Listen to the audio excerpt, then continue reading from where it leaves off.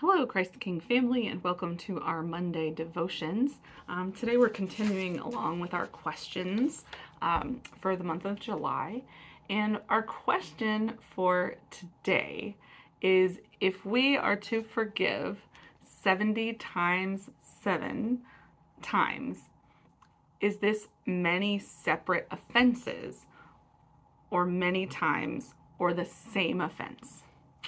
This is a really great question because it really segues nicely from Pastor Jay's sermon about the law and the gospel this week. And if you haven't had a chance to see that sermon, I suggest going back and watching that from yesterday. And so let's get into this. In Matthew 18, verses 21 and 22, Peter came and said to him, Lord, if another member of the church, or brother is a better translation of that, sins against me, how often should I forgive? As many as 7 times? And Jesus says to him, I do not say to you 7 times, but 70 times 7. So we get a little caught up in the numbers of this, and part of that is just the way our brains work, and we want to quantify things, and that's fine. However, this is not a quantifying conversation that Peter and Jesus are having in this text. Peter is using the number 7, we're fairly sure, as a holy number, asking, am I to practice perfect forgiveness? Am I to continue to forgive even when people keep doing the same thing, right? And Jesus responds to him, not only are you supposed to be perfect, but you're supposed to be absolute, right? This 70 times 7 is sort of an infinite number of forgiveness. And so the early church, the Christ followers, were called to practice absolute forgiveness. Jesus goes on to tell a parable about the kingdom of heaven being like a king who demands the repayment of an absurd amount of money from one of his servants, and the servant cannot pay that money back, and so the king forgives the debt, says it's okay, and then the servant turns around and demands the repayment of even a tiny amount of money from another servant and completely forgets about the forgiveness that he's already been given.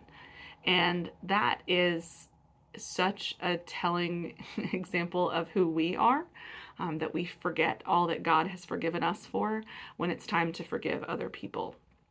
And the reality is we're just called to forgive an infinite number of times. The struggle with that is that this specific scripture is one of the ones that has been used to perpetrate abuse.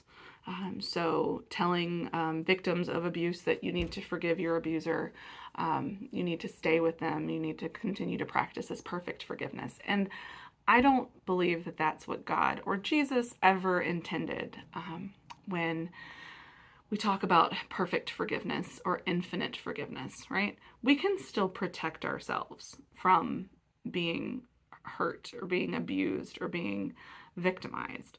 It's okay to draw boundaries around relationships, to say, I forgive you for all of the things that you have done, and I'm going to put these things in place to keep myself safe.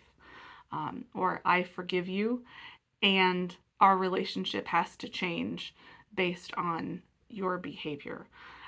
That's okay to forgive and to have boundaries. It's not conditional forgiveness. We're not saying, I will forgive you if you change. We are saying, I forgive you, and these are the actions that I need to take to make sure that I am okay, or to make sure my children are okay, or to make sure that the least of these are okay.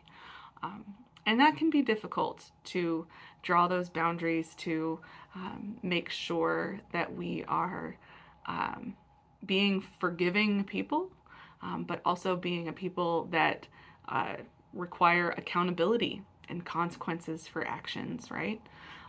So forgiveness doesn't always mean that we are exempt from our consequences, but we do get to let things go we can forgive. And it's okay to forgive and to move on, to keep yourself safe. We hope for reconciliation. We hope for this heaven on earth, right? That we're asking, as it is in heaven, also here on earth, that we're trying to usher that in. We get to be hopeful and we get to work for all of those things. And along the way, we forgive others the way God forgives us. I hope you all have a great week.